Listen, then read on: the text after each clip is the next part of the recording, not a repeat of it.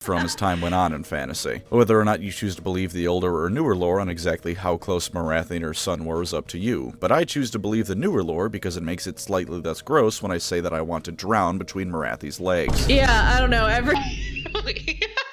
Nice. So I've gotten many comments telling me about Morathi and her son after I was like, she's literally me, guys. And everyone's like, you know she f***ed her son, right? And I'm just like, yes! You'll never see it come back. Hey guys, welcome back. Got another PancreasNoWork react. This is Morathi, Dommy, Druchii, Mommy. You know what phrase indicates that you're a weak, feeble human being? What's that? I can fix her. That right there, that's the kind of attitude that shows you're a coward. Some Reddit tier legitimate crap is what it is. You're really gonna go up to a dark elf lady and go, yeah, I can fix that. No, you aren't. You're not fixing anything today. You're not fixing shit! And what we're not fixing today for this video is Morathi, the mother of the Druchii, mother of Malekith, evil sorceress older than almost everyone else in the setting, and tall, hot lady. Yes! Very tall, hot lady. She's been a Slaanesh cultist, a faction leader, a goddess, and more. And overall, she's a pretty horrible person in pretty much every way you can imagine. And you know what the right attitude to take when discussing her is? It's not, I can fix her. That is not why I'm here today. The attitude I'm bringing to the table now is simple. I'm going to talk about Morathi, her lore, her tabletop, and how she can make me worse. Yes! Finally, somebody gets it! Loud and clear out there, everyone? I'm not here to discuss why she's a horrible person. I'm here to get stepped on. Yes, same! Do you ever look at someone and wonder what is going on inside their head? Yes! Yes! Down, shut up, and listen to the worst lore video you're ever gonna watch in your life, because I'm down bad and I'm not getting better about it. I don't know. So far, I think this is the best lore video I've ever heard. Before we start, though, imagine this. Let's say you are a dark elf after some invasion or other. You serve Well, she is literally me. Morathi well, now you've got some downtime to kill. You want to take some time to feel good after a successful raid. You know the perfect way to de-stress? Adam and Eve, the sponsor of today's video. Let's be upfront about what you're getting here. Adam and Eve make adult toys. All different kinds. Any sort of toy you can think of, Adam and Eve has. Looking through the catalog is like looking through an art gallery, except instead of boring paintings and sculptures, it's the finest adult toys known to mankind. They've got anything you can think of to spice up your life a bit. But maybe you're thinking you'd like to keep things on the down low a bit. Not to worry, Adam and Eve has discreet shipping just for you. They've got 24/7 customer service and a 90-day return policy, just to make sure all your goods are in order. They've been in business for over 50 years, so you can rest easy knowing they're making quality products only. And just to put the pop cherry on top, 20% of their profit goes to fighting the spread of HIV. That's a worthy cause if I've ever heard one. And just to spice up this already saucy offer, here's a deal from me to you. This video is sponsored by AdamandEve.com. Use code Pancreas for 50% off one item, plus free shipping in the US and Canada, plus free rush processing. Some exclusions apply. So what are you waiting for? Shop at Adam and Eve today and start feeling good.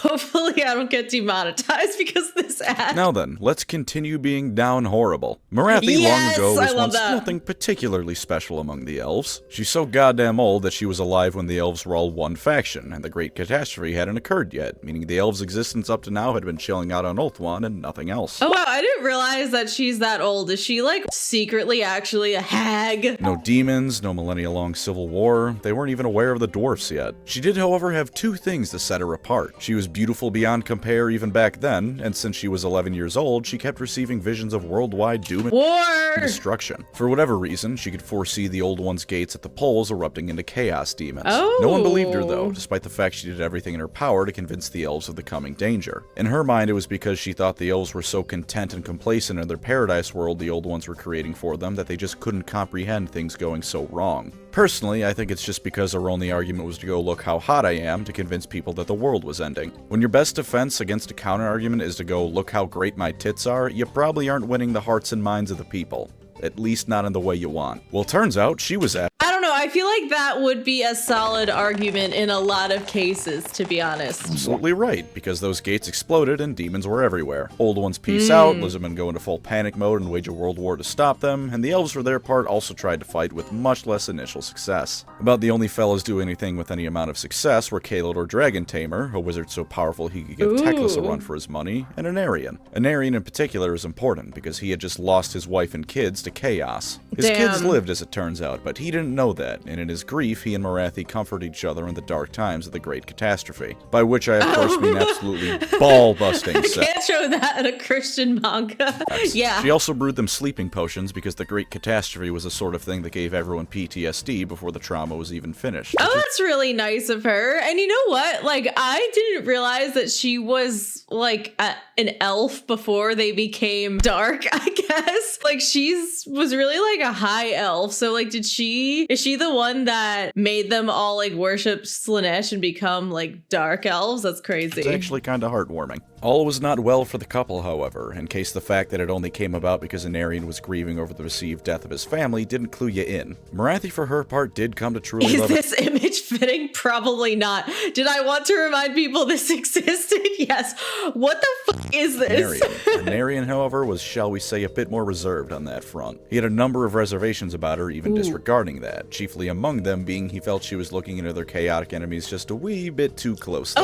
He acknowledged that she was hot as all hell, but unlike almost everyone else alive at this point, that's about all he cared to say on the matter. He wasn't hypnotized by her beauty, he just kinda acknowledged it. The same could be said for the temper she had. Aenarion was the sort of guy who fought a dozen greater demons before it was noon, so Morathi's status as a sorceress who would occasionally fly into a blinding rage was at most slightly concerning as far as his safety went. That's part of what drew her towards him, since he was the only one who wouldn't leave the room as soon as possible when she started throwing a magical hissy fit. Despite everything she had going for her, though, there was a little issue of her being a bit too interested in dark magic, like I said, and Aenarion's true love was his previous wife, Asteriel. Morathi was really just a shoulder for him to cry on, and you know how the rest of that saying goes, I'm sure. Towards the end, he realized that Morathi was ultimately an enemy of everything he knew and loved. He nearly struck her down when he left her for the final time, and it was a very nearly thing. The only true positive he felt came out of their relationship was their son Malekith, and whoo boy, isn't that a loaded sentence. What also didn't help matters was that Caelador, Aenarion's best buddy, also didn't trust Morathi in the slightest, and was very clear about his stance on the matter. As he was leaving for his final battle, Morathi told Aenarion that she loved him, but he didn't reply. Do keep this moment in mind, because it's probably the last time Morathi is sympathetic in a way that isn't just pathetic. After he plopped the Sword of Cain back in its altar and cursed his bloodline forever, she looked all across Ulthuan for him. But so far, I'm feeling kind of bad for Morathi. Like, her boyfriend doesn't really love her because she's just too into, like, dark magic. It's like, can a bitch live? On account of him being dead, never found Aenarion. After that whole business with the world nearly ending was concluded, Morathi proved every single person who thought ill of her right by founding the Cults of Pleasure. She also tried to subtly guide her son Malekith towards the Phoenix Throne because she figured she might as well hedge her bets with being in charge of everyone. She gifted him nice things like a fancy boat and helped him along in his quests. Is that like a night elf boat in WoW? I think it is. Malekith was turned down in favor of Belshazzar becoming the Phoenix King. She was more upset about the matter than he was. She plotted all the while, and things came to a head when Malekith returned from his ventures across the world and was put in charge of dealing with the Cults of Pleasure. This ended up being a bit awkward when Malekith started purging the Cults of Pleasure, and yeah, that's weird, because Morathi started the Cults of Pleasure. Like, why is he gonna, like, ruin his mom's, like, fun club? Fateful day found out that his mother was the one in charge of him. Malekith debated killing Mommy Dearest then and there, but she promised him the full support of the pleasure cults and giving him the Phoenix Throne in exchange for her life. After a few days of fierce fighting and deliberation, he decided he'd side with her. Unfortunately, for all the cunning and brilliance those two have by modern Warhammer fantasy, it would appear all of that was gained over the course of the 1,000 years they've been alive and away from Ulthuan. Because their initial plan to put Malekith on the Phoenix Throne was taken straight from the playbook of a 12-year-old playing Among Us. Malekith assembled the elven princes and loudly announced that Belshazzar was a traitor and member of the pleasure cults. And the evidence he and Morathi had for this brilliant scheme? Trust me, bro, I'm Malekith. To the shock of no one but Malekith and Morathi, no one believed him. So they went for How can you not believe him when he has drip like that? Like, that is like the drippiest drip I've ever seen in my entire life. Plan B, which involved Malekith walking into the flame of Assyrian and killing all the princes. Malekith was deep fried, a lot of the high elf princes died, and Morathi dragged her crispy bacon son to Are you winning, son? Yes, this is what winning looks like, clearly. Relative safety. For a little while, they waged war against the loyalist elves, and when it looked like they were losing, she tried to undo the magical vortex. It worked, and then when that unleashed all the elves trapped inside of the vortex, it unworked. Morathi got a rogue blacksmith of all to make Malekith his discount Darth Vader armor, and then they fled to Naggaroth. Ooh, that's some nice drip, too. Now, Morathi's activities between then and the 10,000 years later of modern Warhammer fantasy are varied. Another thing about Morathi is she has a really great set of horns. Also pretty much the same thing every time. The specifics change, but overall she fell into a pretty predictable pattern. Her and Malekith would plot against each other, it wouldn't work, they'd kind of make up, and then invade Ulthuan. Imagine that, but stretch it out over a 10,000-year period, and that's about what she got up to. One tale as old as time, for real. Time she killed the love interest Malekith had because she was afraid she would make Malekith a nicer person all around, and he wasn't happy with that one in particular. She also dueled Teclis during the most brutal of the Dark Elf invasions at the Battle of Finneval Plain on Ulthuan, but despite her being a monstrous mage from prehistory, Teclis is Teclis, and therefore won by default. As we know from the novel Power word, eat my entire ass. As we know from the novel Sons of Illyrian, at one point she talked to Caelador again, and they had a nice pissing contest where Morathi called him a frail shadow of his former self. Wow. To be fair to her, he did look like a skeleton when they were talking, so I don't blame her for thinking that. She told him one of the reasons she wanted to destroy the world with the Vortex was because Caelador didn't want it destroyed, which is petty beyond mortal comprehension. Yeah, seriously. This was then eventually followed by Caelador revealing he's not actually a desiccated corpse of an elf, but still firmly in his prime, and Morathi was sent packing. Officially, she's one of the chief priestesses of Cain, presiding over his cult. She uses her status as the chief hag priestess to bathe in a cauldron of blood, which keeps her youthful appearance because of magical reasons that probably make sense if you're a dark elf. Unofficially, at least in older lore, she's also back on the grind of being the head of the pleasure cults as well, which she reformed into the Dark Elves land. Yeah. Elves in fantasy She is the ultimate girl boss, isn't she? aren't like the Eldar in 40k, and there's nothing stopping them from worshipping Slaanesh aside from it being a bad idea in general. Sure, Slaanesh does still prefer elven souls above all others, but she doesn't instantly consume them like over in 40k. She would that's nice of her. frequently be seen surrounded by demonettes at parties, and those parties usually had a 100% mortality rate for people who weren't named Morathi. In newer lore, she was retconned to being an important figure in the worship of the elven goddess Atharti, their own goddess of pleasure. This is because GW started treating the elves like the Eldar and decided they're all horrified of Slaanesh in the exact same way. She's also a firm worshipper of the goddess Akarti, Atharti's sister and the goddess of dark magic. This is both because she's a sorceress and naturally wants to get that sweet god magic, and because the two divine sisters don't like each other and like to snipe each other's followers. It's equal part worship and hedging her bets. Another difference between the old lore and new lore is that whole business with Malekith. You know the business. The mother of all Oedipus complex's business. That was moved away Yeah, I'm really excited to get into this. from as time went on in fantasy. Whether or not you choose to believe the older or newer lore on exactly how close Morathi and her son were is up to you, but I choose to believe the newer lore because it makes it slightly less gross when I say that I want to drown between Morathi's legs. Yeah, I don't know, nice. So I have gotten many comments telling me about Morathi and her son after I was like, she's literally me, guys. And everyone's like, you know she fucked her son, right? And I'm just like, yes! You never see it coming. I have accepted that I am not getting full monetization on this video. As a general rule of thumb, Morathi is responsible for all aspects of dark elf culture that Malekith isn't, and she probably had a hand in those too. For instance, while Malekith instituted Cain as their chief god, Morathi is the leader of the cult of Cain and thus the one who handles the specifics. It makes it very fun when they decide they want the other dead, because one of them is the undisputed king and the other one is the one who people have to most often directly deal with. Usually it involves every assassin one sends after the other horribly dead, and a stern talking to from Malekith to Morathi that she better cut the crap. She does for a few dozen years, then tries to kill him again. Sometimes she gets exiled, and then she comes back. Repeat ad nauseum. Despite her maybe not Slaanesh worship, she has acted against the Chaos Worshippers to the north of the Dark Elves' territory. She seduced them to her side, fought them tooth and nail, and generally is as much a pain in their ass as she is for the High Elves. There was one instance where she built them a massive palace of their own and gifted them absurd amounts of wealth to convince them to pledge loyalty to her and Malekith. If you're mostly a 40k fan and think it sounds odd that Chaos followers would work with non-Chaos folk, remember that the Norskins as often as not just want to survive, and any source of glory is good enough for them. Serving the Dark Elves in battle will get corn as blood and skulls just as well as fighting for Norskins, they're not the Ice Court, are they? They seem kind of similar because they're like wintry, but is this a dwarf? I don't know. He's not a dwarf. He just kind of has that like beard. But yeah, the Ice Court like has been kicking my ass in my total Warhammer 3 playthrough. for only corn, and Morathi knows damn well that's the case. Compared to Malekith, she's a lot sneakier with her schemes like this, willing to do more than bash people's brains in to get what she wants.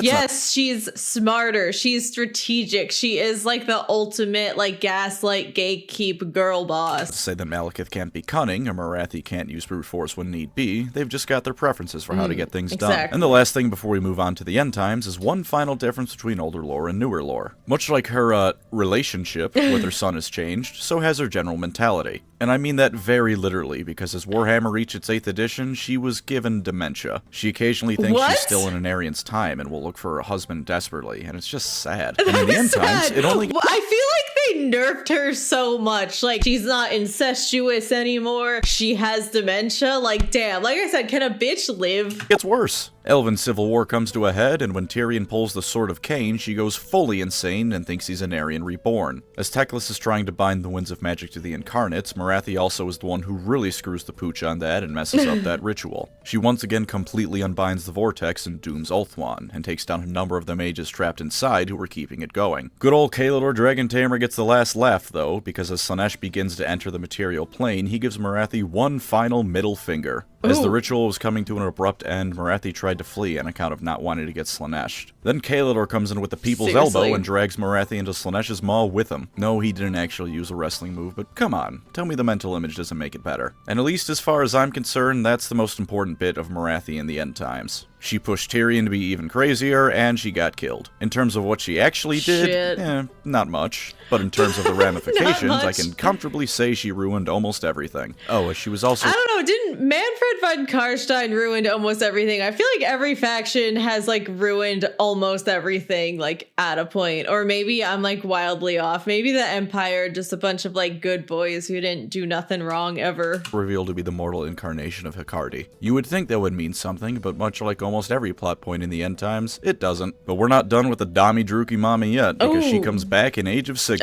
Somehow Morathi returns in Olgu, the realm of shadow. For a while she was alone with nothing but beings of pure shadow she created with her magic, until eventually she found Malekith, who I will not refer to as Malarian because I simply do not care for the name change. Unlike her, Malekith was now a true god. Malekith is like much better, and Malekith is that like terrifying demon dog in Elden Ring, and he's just like, he just goes so hard. So for that reason, I prefer Malekith over Malarian. As for Tyrion and Teclis. Rather understandably, this made her a bit upset. Not that she really deserves godhood, but I get the frustration. She did, however, have one thing going for her, the key to accessing Slaanesh to steal away the devoured elven souls in her stomach. She may not be a god, but she's still got some leverage, and more to the point, a reason for the other 3 elven deities not to just end her life. They split the souls amongst themselves to try and recreate the elves of old with, and naturally, Morathi dicked around with the ritual to ensure she got slightly more than the others did. Coupled with this was her getting quite the lucky... Why wouldn't she do that? It's because she's smart.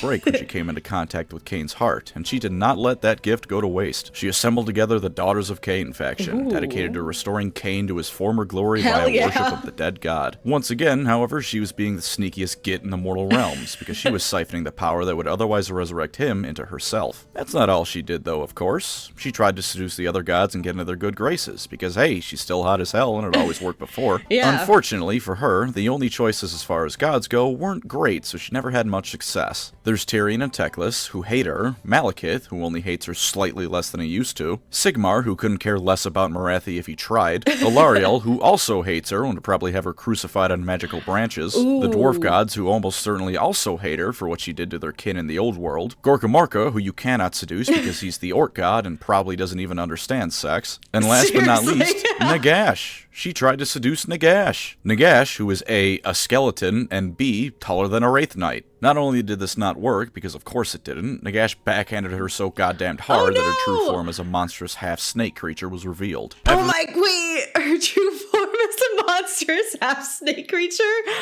Damn! Then she was forced to contend with the fact that in Age of Sigmar, she can no longer sleep her way to power and influence. For a while, she was being pretty low-key with everything, quietly siphoning power meant for Cain, but one day she decided she would act decisively. She dealt with the Idoneth to get a lantern from them that would allow her to enter Slaanesh again, which incidentally they stole from Teclis when they ran away from him. She entered Slaanesh not just to get more souls, but specifically to steal the power of the previous Phoenix King Slaanesh had inside of her. Each of them had a bit of Asuryan's power within them, which coincidentally also means that Malekith being the one true Phoenix King has been retconned.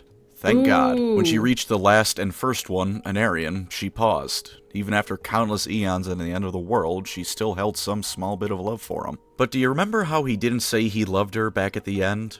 Absence did not make his heart grow fonder, and he cut her soul in two. Because of this, Morathi's attempted godhood both did and didn't work. On the plus side, she was now a full goddess. Good for her. On the downside, there's a whole lot of crap she has to deal with now because of it. The first thing she did upon reaching godhood was annexing the city of Anvilgard from under Sigmar's nose. She had the excuse of the fact it was going to be crushed by orcs and a rampaging destruction god without her intervention, but this coupled with the fact she's now a full god means Sigmar and the rest are going to be watching her like a hawk. And now instead of being able to choose between looking like the hottest... that is a cool action figure. Ooh. I wonder if this is like $1,800, like the Skaven one. ever, or the hottest snake monster ever, she's now one being with two bodies. Ooh, she's like a hotter version of Medusa. Like this picture is literally like Medusa, and she looks amazing. As Morathi Kane, and the Snake Lady is now the Shadow Queen. The Shadow Queen seems to have gotten a bit more of Kane's influence than she would have liked. The god Kragnos whooped her ass during the whole Anvilgard business, and she's on the warpath to rematch him, in spite of the fact she'll probably still get bodied, and Morathi is having issues reining her in. It's looking more and more likely that the Shadow Queen half of Morathi is going to be causing some diplomatic issues in the future. And despite now becoming a proper god, Sigmar still deems her beneath his notice, which pisses her off to no end. Instead of dealing with her himself, he sent the Celestin Prime to do it. She wasn't happy with the implication of still not being worth his time, but they disappeared into a room for a while, and when they came out, Morathi was allowed to have Anvilgard in exchange for all the Stormcast within the city. I'm sure only wholesome things happened in that room. She renamed the city Har Kuran and is contending with the fact that everyone inside of it would rather her not be in charge. Interestingly enough, the dwarf god Grungni of all people told the Celestin Prime to just let her have the damn city. Like I said before, never would have thought he cared for her in the slightest.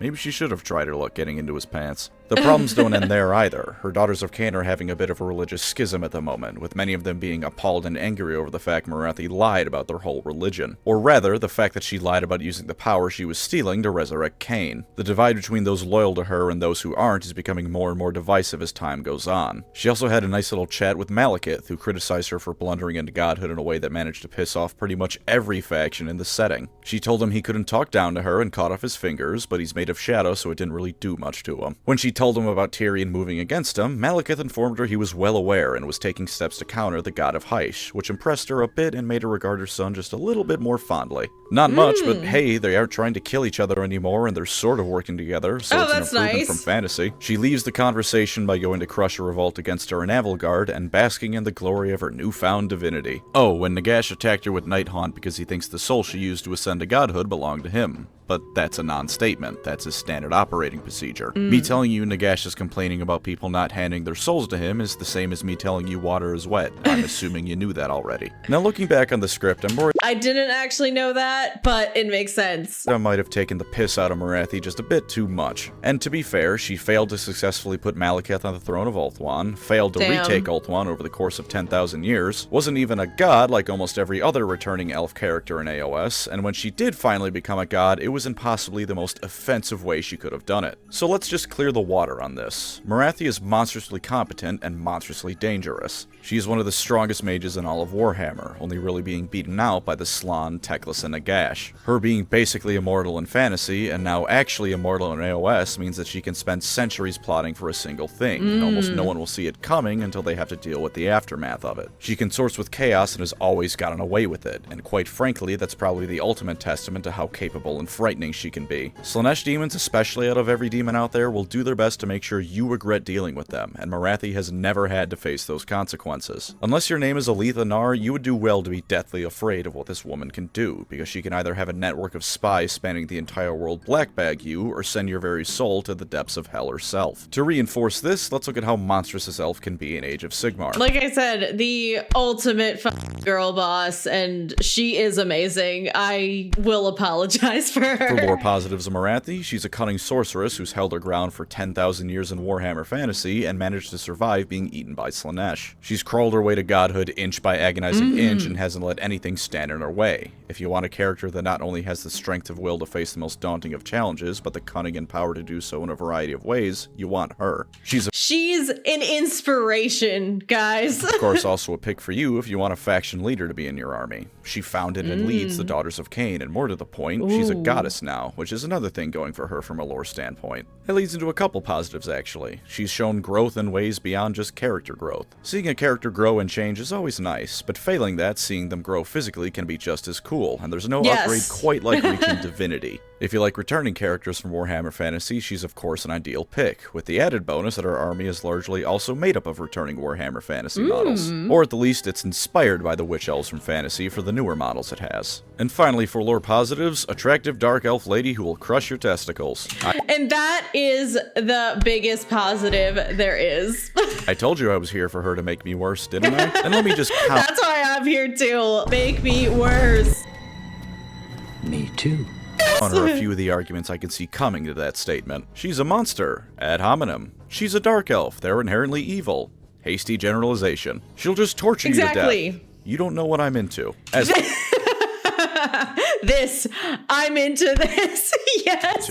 As for tabletop positives, she's good at everything. Because remember, she's both a snake monster and a sexy lady. Her elf form, Morathi Cain, is quite the spellcaster. She can cast 3 spells a turn and unbind 2, and automatically knows the lore of Shadow. She also has the spell Black Horror of Olgu, which is a nice way to get some easy mortal wounds. A roiling black cloud of energy swirls into existence, smoking tendrils lashing out from it to drag those nearby to their doom. Fuck yeah. With a 4-up save and 6 wounds, she's not exactly the tankiest around, but we'll get to why that isn't so bad shortly. Understandable. She can have any Daughters of Cain unit fight for free. She's treated as a general even if she's not your general, and all units trying to hit her automatically subtract 1 from their roll because of how hot she is. Oh, yes. My next Warhammer 3 playthrough, I'm gonna be the Dark Elves. But you don't just get Morathi the Mage out of taking her. You also get Morathi the Shadow Queen out of the deal. It used to be that you could choose to have her transform, or depending on how many wounds she's taken, she'd lose control and do it. But now you take both of her forms at once, since her ascendancy to godhood split her soul in half. Whereas Morathi Cain fights by casting spells, the Shadow Queen's role on the battlefield is to fuck your opponent in the mouth. At twice the number of wounds, she's much tankier, but the most standout rules in this department are the 2 bodies, 1 soul, and Iron Heart of Cain rules. Any wounds Morathi takes are instead allocated to the Shadow Queen, and the Shadow Queen cannot take more than 3 wounds per turn. If an ability would kill either of them outright, the Shadow Queen just takes an automatic 3 wounds, and that's it. While the Shadow Queen can't heal, she arguably doesn't need it. Throw her into the middle of the enemy's army. It's probably not going to matter until turn 4 at the least. This pairs nicely with how absurdly powerful the Shadow Queen is in melee. Morathi in melee is okay, but nothing to write home about. The Shadow Queen can dish out dozens of wounds a turn, and she lets some of the Daughters of Cain more monstrous units fight better with a +1 to their attack stat. To top it off, she can fly, and until her stat line starts degrading, has 14 inches of movement. Fly too? There is nowhere safe from her.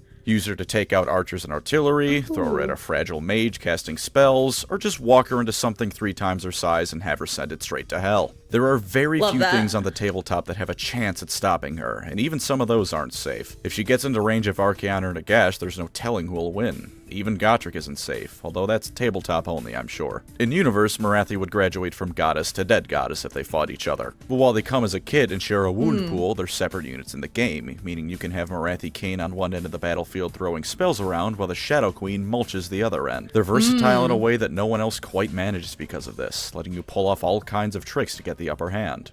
Very fitting for Morathi's character. And either way, her models are gorgeous. All half jokes about how attractive she is aside, Morathi Cain is the epitome of an evil sorceress as far as modeling goes. Love that. The Shadow Queen is beautiful in the way only the most monstrous... Ooh, I love that. She's a snake, but she's flying, and she's also like Medusa, and she's gonna fuck your life up. And I think this is maybe Malekith down here.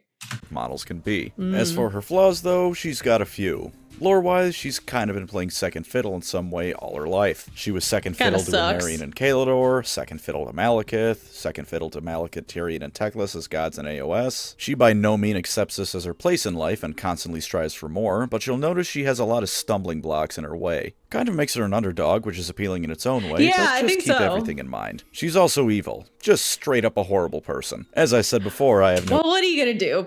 issues with this, but I'm a simp for anyone with 2 X chromosomes and pointy ears. Murder notwithstanding. She's directly killed at least thousands and indirectly gotten millions killed, and between her and Malekith, arguably they put the world in a state that the end times could have happened in the first place. In Age of Sigmar, she's only on the side of order because she wants to build up her own twisted civilization. No one on her side likes her, it's just that her choices outside of that are chaos, the orcs, and the Skeleman who pimp-slapped her so hard her magic turned off. Morathi is probably the last person you want in your army if you want to be under any illusion you're fighting for a higher purpose, because even her lies to the rest of the Daughters of Cain involve bringing back the god of murder. For all her cunning, she also seems to be completely unaware of the consequences of her own actions. Take her desperate bid to achieve godhood. The idea that the other gods are now going to be extra pissed at her for the actions she took to get it just doesn't seem to factor into her equations. She kinda just tells Malekith she can handle it now that she's a proper god, ignoring the fact that Sigmar and Nagash together took on beasts that would have made the Chaos gods wary, and none of the other gods are slouches either. Between this and when she stole extra souls from Slaanesh early in the setting's history, she's also at least twice now contributed to Slaanesh's prison being weakened and her getting closer to breaking out. This is not only stupid, but ironic because early on she was worried Slaanesh would be able to break out one day. So she complained about Slaanesh getting free and then proceeded to make it so Slaanesh would have an easier time getting free. I'm adding 2 and 2 She's here. like, Slaanesh cannot be free no matter what happens. And then she's like, I think I'm gonna free Slaanesh, actually. You know, I wonder who's more evil. Is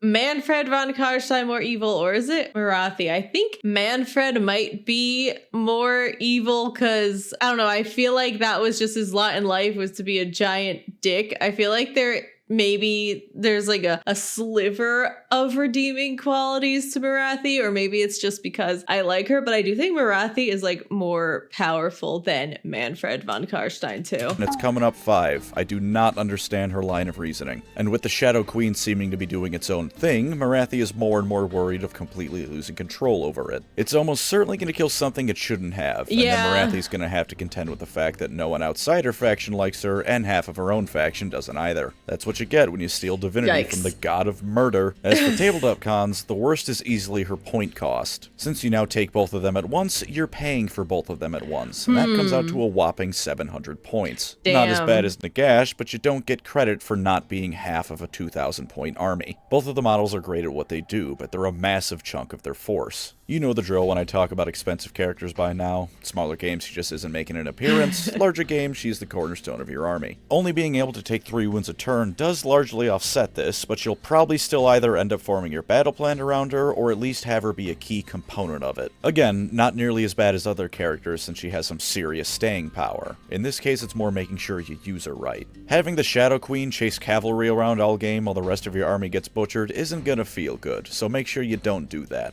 And of course, when one goes, so does the other. Suddenly losing a potent spellcaster and a melee beatstick at the wrong time could cost the game, and while she'll probably have wiped out something important by that point, it's a sort of thing that might take you as a player some getting used to. I feel safe in the assumption that most people will expect only one model to be destroyed when you kill one model, not 2 of them, so it's just something to consider. It's pretty clearly stated in the rules, so it's not like GW is hiding it, you just have to get used to the fact that 2 models have the same pool of HP. Honestly, I would like probably forget that though if I had both of them, and then I'd be like, what do you mean I'm losing 2 models and not 1? This is bullshit. Though, that's about all I can say is bad for her tabletop stuff. Yeah, a degrading stat line makes her weaker over time, but her elven form doesn't have one, and she's still disgustingly powerful even as she drops down. I can't even say you need to worry about the enemy focusing everything on her or her weaker elven form, because if they do, they're gonna hit that wall of not being able to cause any more wounds that turn. Nice. And to be clear, it's an entire turn this lasts for, not just a single phase. This is the shortest rules con phase I've ever done because there just isn't much bad to say about her. The best bet you have for dealing with her quickly is managing to inflict wounds on her during both of the player's turns, since those are technically separate. So in total, Warhammer 3 in the game, does she also have the Shadow Queen self and then the Elven self too? I'm not sure, but that would be like interesting. And I could see how that would like totally like fuck me up if she's like coming after me and I like thought I killed her. And then she's just like, no, that was just my like Shadow Queen self, but I still have like half my HP left, or maybe it'd be the other way around, and like you think you're only getting one of them, but then you like could get like both same time, I think, if I'm understanding it right. Turns, but even then that's 2 turns for her to smash your army to pieces with impunity. I mean, for God's sake, the biggest complaint I have is that I don't understand why Morathi Kane even has her own hit point stat. I feel like I'm missing something that'll either let you snipe Morathi or give them a technical total of 18 wounds, but I can't figure out what. If I'm missing something glaringly obvious, please let me know. She's also, of course, in Warhammer Total War. For the short and sweet of that, you can recruit a small number of Okay, yeah,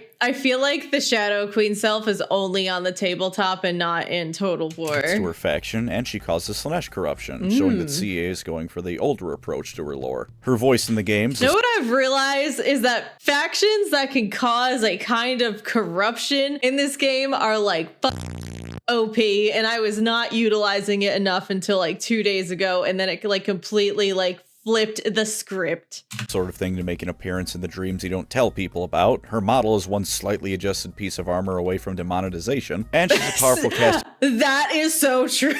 Lord that can unlock a flying mount with everything around her starting area she needs to have a solid first 20 turns. The downside of this is that all her neighbors hate her, with the starting pact with Mazdamundi almost certainly not going to last much longer than that, while Ulthuan is about 5 feet to her right. The Asur do not like Morathi, and Tyrion is sooner or later going to launch a crusade to rip you to pieces, while the Lizardmen do the same from the south, and Kislev of all factions does it from the north. If you're going to play Morathi in Total War, understand you are playing Dark Elf Techless. And with that, we have Morathi. Sorceress Supreme, Evil Woman, Warhammer's most attractive female character, and second most attractive character overall. I'm sure you can figure out who I put in first. Thank you as always to my wonderful channel members. I don't know, Isabella von Karstein is up there too. Can't think of a single comparison and joke. of course, who could forget about Vladdy Daddy for this video, because everything I come up with is completely awful. So how about I just say thank you for the support. If you'd like to support the channel, feel free to subscribe or become a member. Either way, thank you for watching and take care out there.